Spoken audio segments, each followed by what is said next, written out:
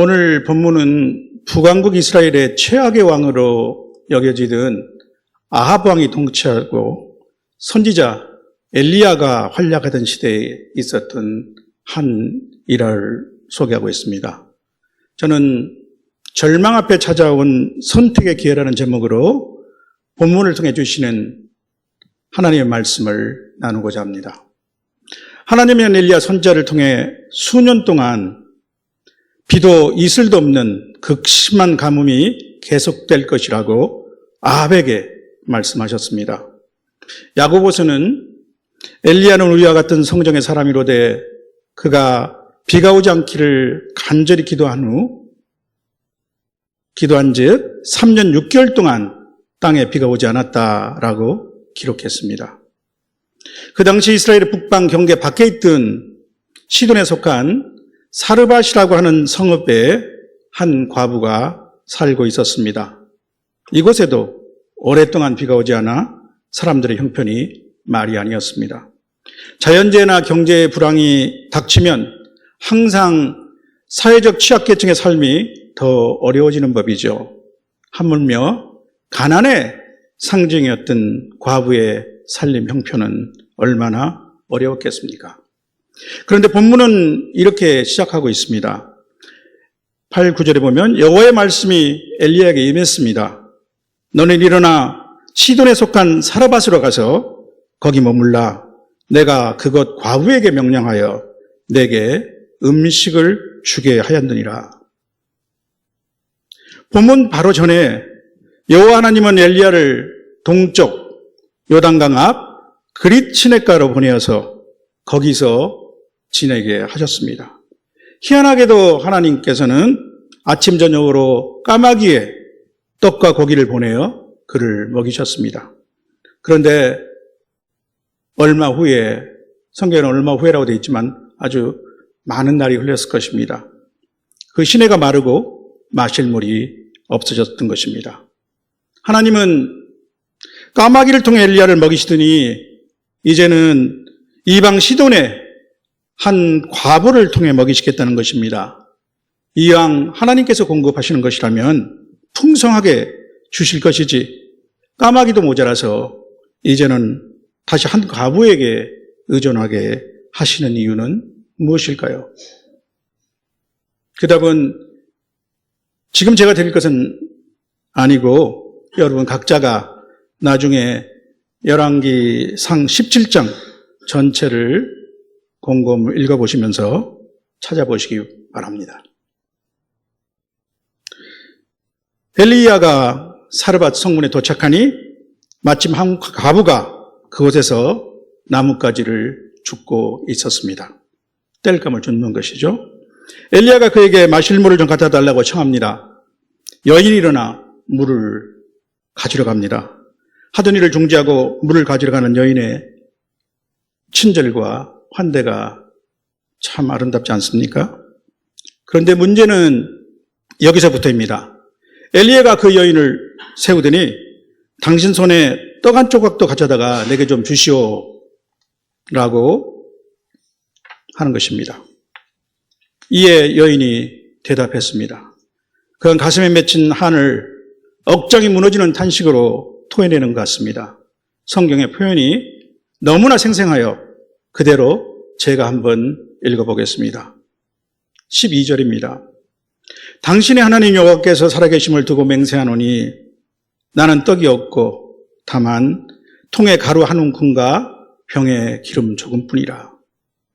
내가 나뭇가지 둘을 주하다가 나와 내 아들을 위하여 음식을 만들어 먹고 그 후에는 죽으리라. 추측해 보자면 그간 이 여인은 아껴 먹느라고 끼니를 거르거나 아들만 조금 먹이고 자신은 굶었던 날도 많았을 것입니다. 그러나 그렇게 해서 남아있는 것이 이제 마지막 음식으로 먹게 될 가루 한 움큼과 기름 조금인 것이죠. 그러자 엘리야가 이렇게 대답합니다. 두려워하지 말고 가서 당신이 말한 대로 음식을 만들되 나를 위해 작은 떡 한 개를 먼저 만들어 내게로 가져오시오. 그리고 하나님의 약속의 말씀을 이렇게 전합니다. 성경 말씀을 다시 그대로 읽어 보시겠습니다. 14절입니다. 이스라엘의 하나님 여호와의 말씀이 나 여호와가 비를 지면에 내리는 날까지 그 통의 가루가 떨어지지 아니하고 그 병의 기름이 없어지지 아니하리라 하셨느니라. 이제 이 절망에 빠진 여인 앞에 선택이 놓여 있습니다. 동시에 갈등의 순간이 찾아온 것이죠. 그 여인은 여호와 하나님에 대해서는 들어본 적은 있지만 아직 잘 모릅니다. 그가 어떤 분이신지 경험해보지 못했습니다. 여호와는 이스라엘의 하나님일 뿐 지금까지 자신의 종족과는 상관이 없으신 분입니다. 그럼에도 그 약속은 매우 솔깃합니다. 그러나 조건이 있는 것입니다. 다른 때 같으면 모를까 쉽게 받아들일 수 있는 조건은 아닌 것 같습니다. 자기 자식과 자기가 먹어야 할 그것도 마지막 양식을 이 사람을 어떻게 믿고 먼저 그에게 바친단 말입니까? 이 사람은 도대체 누구입니까? 혹시 이 사람이 나를 혼자 사는 여자라고 만만하게 보는 것은 아닐까 하는 생각도 스쳤습니다. 그의 행색을 보니 무척이나 꾀죄죄하고 초라합니다. 그것도 그럴 것이 가문 속의 먼 길을 먹지도 마시지도 못하고 걸어온 나그네의 모습이니 오죽하겠습니까?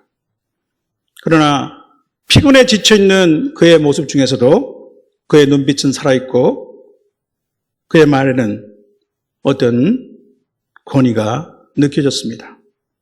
허튼 말을 할 상같이 보이지는 않는 것이죠. 속임수를 쓸 사람은 더더욱 아닐 것입니다. 그런데 여호와 하나님은 과연 어떤 분이십니까? 그분은 이스라엘의 하나님이신데 왜 상관없는 나에게 자기의 종을 보내신 것입니까? 주변 많은 사람 중에 왜 하필 가장 가난하고 불쌍한 나한테 마지막 남은 양식을 먼저 바치라고 하시는 것입니까? 하나님이시면 먼저 자비를 베풀 것이지 불쌍한 과부의 것을 빼앗으시는 것이 정당합니까? 믿음 좋다고 생각하는 우리에게도 때로는 이와 비슷한 경우가 있습니다. 하나님이 먼저 풍성한 물질적 축복을 주시면 얼마나 좋겠습니까? 그런데 지갑 사정이 매우 어려운데 헌금해야 할 것과 이유가 보입니다. 시간이 너무나 부족한데 내가 맡아야 할 것 같은, 꼭 내가 감당해야 할 것 같은 교회 봉사나 일이 있습니다. 하나님은 축복에 앞서 우리의 믿음과 헌신을 먼저 요구하시는 것 같기도 합니다. 어려운 조건부 축복이라고 할까요? 주라. 그리하면 너희에게 줄 것이니 곧 후히되어 누르고 흔들어 넘치도록 하여 너희에게 안겨주리라. 그런데 없는 나보고 주라고 하기 전에 먼저 하나님이 내게 주시면 얼마나 더 좋겠습니까? 나는 다른 사람에게 후히 베풀 수 있겠죠. 주변에 부유하게 보이는 저 사람만큼만 내게 물질의 복을 주셨다면 나는 후히 베풀고 헌금도 그리고 선한 일도 많이 잘할 것 같지 않습니까? 그런데 여러분 반드시 그럴까요? 아무튼 짧은 순간에 여인의 머릿속에는 많은 생각과 번민이 스쳐갔습니다. 그리고 여인은 현재 자신의 처지를 다시 직시했습니다. 어차피 이 양식은 마지막 음식을 만들고 떨어질 수밖에 없습니다. 그 후에는 아무런 대책이 없죠. 그런데 이렇게 암담한 상황에 있는 자신에게 이스라엘의 하나님은 한 선지자를 통해 약속의 말씀을 주시는 것입니다. 나 여호와가 비를 사면에 내리는 날까지 가루와 기름이 떨어지지 않을 것이다. 나 여호와가 비를 사면에 내리는 날까지. 지금까지 여인은 바알신이 비를 주는 줄 알고 있었습니다. 이것도 충격이죠. 성도 여러분, 하나님의 말씀은 힘이 있습니다. 듣는 자는 살아납니다. 그 약속의 말씀은 이 여인에게 한 가닥 소망을 주었습니다. 나와 내 아들은 죽지 않을 것이다. 그 약속은 용기를 주었습니다. 이제 결단할 때입니다. 나는 이 말씀을 붙들겠다. 그리고 죽으면 죽으리라. 그 여인은 엘리야의 말을 따르기로 결단했습니다. 죽음의 절망 앞에서 그는 하나님의 약속의 말씀을 붙들었습니다. 생명의 선택을 한 것이죠. 마지막 남은 가루를 반죽하여서 또 마지막 남은 기름을 부어 음식을 만들 동안 그녀의 마음에는 점차 기쁨과 평강이 차올랐습니다. 지금까지 경험해보지 못한 느낌입니다. 약속을 붙드는 자에게 주님이 주시는 평안과 기쁨입니다. 이러한 그녀를 지켜보시는 하나님은 어떤 분이십니까? 하나님은 이스라엘 경계 밖에 한 과부를 시근하게 여기시고 주목하셨습니다. 그녀의 눈물을 보시고 그녀의 한숨을 들으셨습니다. 그리고 자신의 종 엘리야를 그녀에게 보내셨습니다. 마지막 가루와 기름이 떨어지는 암울한 순간에 하나님은 은혜의 손길을 내미셨습니다. 여호와 이레, 하나님은 공급자이십니다. 하나님은 진정한 양식의 근원이십니다. 하나님은 잠깐 이 여인에게 근심과 혼란을 주신 것 같았지만 그것은 말할 수 없는 축복을 위한 것이었습니다. 축복은 때로는 고난으로, 때로는 믿음의 시험의 모양으로 찾아옵니다. 하나님은 후에 예레미야 선지자를 통해서 이렇게 말씀하지 않으셨습니까? 너희를 향한 생각을 내가 안 하니 평안이요 재앙이 아니라 너희에게 미래와 희망을 주는 것이라. 예레미야 29장 11절 말씀입니다. 진정한 평안과 미래와 희망은 하나님께 있습니다. 하나님 출애굽 광야에서도 만나를 내려서 자기 백성을 먹이셨습니다. 하나님의 뜻을 깨달은 지도자 모세는 백성들에게 이렇게 선포했습니다. 내 하나님 여호와께서 너를 낮추시며 너를 줄이게 하시며 또 너도 알지 못하며 내 조상도 알지 못하던 만나를 먹이신 것은 사람이 떡으로만 사는 것이 아니요 여호와 입에서 나오는 모든 말씀으로 사는 줄을 내가 알게 하려 하심이라. 그러고 보니 모두에서 제가 드린 질문에 대한 답의 한 가지가 여기 있네요. 혹시 무슨 질문이었죠? 하시는 분 계십니까? 그것은 이것입니다. 하나님이 엘리야를 까마귀를 통해 먹이셨다가 다시 이방 과부를 통해 먹이시려고 하는 이유가 무엇일까? 하나님은 엘리야에게 그리고 이 여인에게도 바로 이 교훈을 주시려는 것입니다. 사람이 떡으로만 사는 것이 아니요 여호와의 입에서 나오는 모든 말씀으로 사는 줄을 네가 알게 하려 하심이라. 성부 하나님께서는 또 종말에 그의 아들을 이 땅에 보내주셨습니다. 예수 그리스도는 십자가 죽음을 통해서 우리의 참 양식과 음료가 되신 분입니다. 그분은 우리의 참된 목자가 되셔서 양으로 생명을 얻게 하고 더욱 풍성히 얻게 하십니다. 사랑하는 성도 여러분, 믿음은 결단을 요구합니다. 약속의 말씀을 붙잡기 위해서는 때로는 믿음의 관문을 통과해야 합니다. 믿음은 먼저 비용을 요구하는 것 같이 보이기도 합니다. 믿음은 도전입니다. 믿음은 부담 있는 선택입니다. 참 믿음을 설명할 때 흔히 드는 예화가 있죠. 깊은 계곡을 가로질러 통나무 다리 하나가 놓여 있습니다. 사람들은 이 다리를 건너서 계곡 저편으로 건너갈 수 있다고 말들을 합니다. 그러나 실제 그 다리에 발을 내딛는 것이 진정한 믿음입니다. 참 믿음은 몸을 맡기는 것입니다. 믿음은 또한 작은 희생을 요구합니다. 객관적으로 볼 때는 보잘것없는 희생이지만 당시 당사자에게는 그의 형편에서는 큰 희생이 될 수도 있습니다. 그러나 이 믿음을 통과한 자에게 하나님이 주시는 유익과 축복은 비교할 수 없습니다. 예수님은 성전 헌금하는데 많은 금액을 쏟아붓는 부자들이 있었지만 어떤 가난한 과부가 2렙돈을 넣는 것을 주목하셨습니다. 그리고 그 과부를 칭찬하셨습니다. 이 과부가 다른 모든 사람들보다 더 많이 넣었도다. 그들은 그 풍족한 데서 헌금을 넣었거니와 이 과부는 그 가난한 중에서 자기가 가지고 있는 생활비 전부를 넣었느니라. 하나의 손에 들려있던 보리떡 5개와 물고기 2마리는 제자 빌립에게는 보잘것없이 보였습니다. 그러나 그 아이에게는 그날 그곳에서 자신의 허기를 채울 수 있는 전부였습니다. 예수님은 자신에게 바쳐진 오병이어를 축복의 도구로 사용하셨습니다.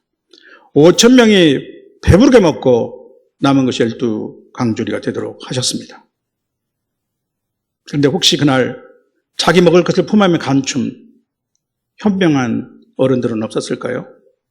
그들은 푸짐하게 음식을 나누는 내내 마음이 깨림직하고 찔렸을 것입니다. 성도 여러분, 오늘 본문의 한 과부는 믿음의 관문을 통과했습니다. 약속의 말씀을 붙잡고 용기 있는 결단을 하였습니다. 그가 가서 엘리야의 말대로 하자 약속의 말씀이 이루어졌습니다. 여호와께서 엘리야를 통해서 하신 말씀같이 통의 가루가 떨어지지 아니하고 병의 기름이 없어지지 아니하였습니다. 이 여인은 하나님의 기적과 축복의 주인공이 된 것입니다. 이제 몇 끼니 걱정 없이 일용할 양식을 얻게 되었습니다. 그냥 자신과 가족뿐만 아니라 엘리야까지 여러 날 먹었습니다. 성경에는 여러 날이라고 표현되어 있지만 1년 아니면 2년이 넘는 긴 기간일 수도 있습니다. 비단 이런 물질적 축복뿐만이 아닙니다. 이 여인의 집에 엘리야가 기숙하게 되었으니 여인은 위대한 하나님의 사람을 매일 대면하면서 직접 섬기게 되는 것이죠. 또한 작은 가정선지학교가 개설된 것입니다. 또한 예수님도 이야기를 직접 언급하셨는데 누가복음 4장에 기록되어 있습니다. 믿음의 모범 사례로 동시에 찔림을 주시기 위해서 이 말씀을 하신 것이죠. 예수님은 고향 나사렛에서 배척을 받으셨습니다. 이런 종교적 편견과 예수님에 관한 아주 피상적이고 인간적인 인식에 사로잡혀서 예수님의 말씀을 듣고 그 이적을 보고도 예수님의 메시아적 사역을 인정하지 않았습니다. 예수님은 선지자가 고향에서는 환영을 받는 자가 없다고 통탄하시면서 이렇게 말씀하셨습니다. 엘리야 시대에 하늘이 3년 6개월 동안 닫혀 온 땅에 큰 흉년이 들었을 때 이스라엘에 많은 과부가 있었으되 엘리야가 그중 한 사람에게도 보내심을 받지 않고 오직 시돈 땅에 있는 사렙다의 한 과부에게 뿐이었다. 사렙다는 물론 사르밧의 지명이 세월이 흐르면서 변형된 것이죠. 성도 여러분, 이제 말씀을 정리하고자 합니다. 오늘 사르밧 과부에게는 절망 앞에서 믿음의 선택을 할 수 있는 기회가 찾아왔습니다. 그녀는 하나님이 주신 이 귀한 기회를 놓치지 않았습니다. 약속의 말씀을 붙들었습니다. 믿음은 부담 있는 선택입니다. 믿음은 때로는 비용을 먼저 요구하는 것 같이 보입니다. 헌신의 결단을 요구합니다. 약속을 말씀을 붙잡는 데는 용기가 필요합니다. 그러나 믿음의 선택이 주는 축복과 보상은 말할 수 없이 큽니다. 또한 하나님은 우리의 작은 헌신을 축복의 도구로 사용하십니다. 사르밧 과부가 바친 떡 한 조각이 오랜 기간 그의 가족을 살리고 하나님의 사람 엘리야를 먹였습니다. 내 손에 작은 것을 움켜쥐고 있으면 축복의 큰 것을 놓치고 말 것입니다. 그러나 가장 크고 귀한 것을 내어주신 분이 있습니다. 하나님은 자기 아들을 아끼지 아니하시고 우리 모두를 위해서 내어주셨습니다. 성령도 보내주셨습니다. 예수 그리스도는 자신의 목숨을 기꺼이 십자가 위에 내려놓으셨습니다. 자기 목숨을 많은 사람의 대속물로 주셨습니다. 선한 목자이신 그분은 양을 위하여 목숨을 버리셨습니다. 사랑하는 성도 여러분, 오늘 하나님이 혹시 여러분의 요구하시는 작은 것이 있습니까? 그것은 객관적으로는 작고 보잘것없을지라도 바로 지금 내게는 아주 크고 소중한 것이 될 수도 있겠죠. 그것을 주님의 손에 올려드립시다.